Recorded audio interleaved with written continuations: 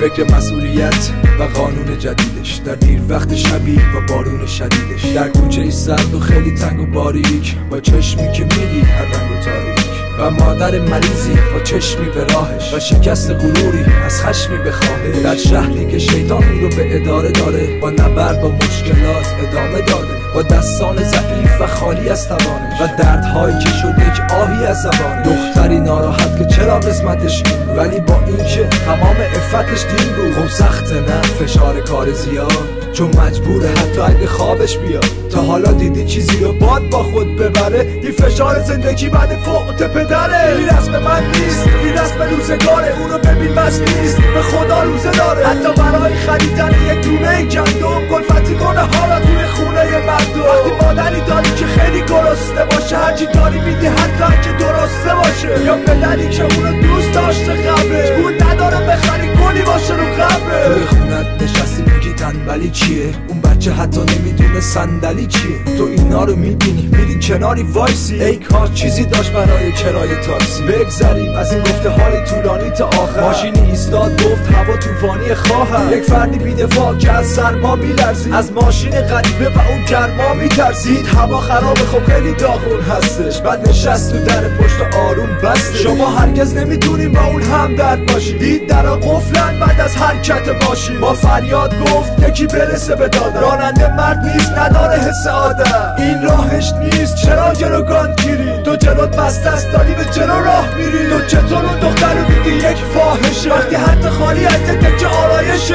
خوب دقت کن داره میلرز هستن، ولی حیف که در هرچه امید بستن. تو نمیفهمی فقط یک حس خاص داری، چطور با تو بکنه بدون احساس کاری. میخوای برسی به هدف با لگد مشتی که مقاومت نجنگ بدن کن. مرد گفت گذشته چه آسونه، ولی دخترک چشمش به آسمونه.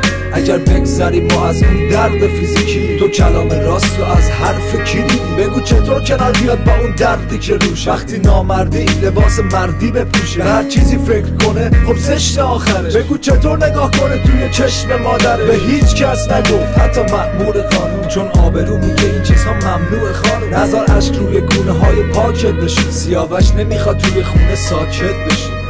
این آهنگ فقط صدا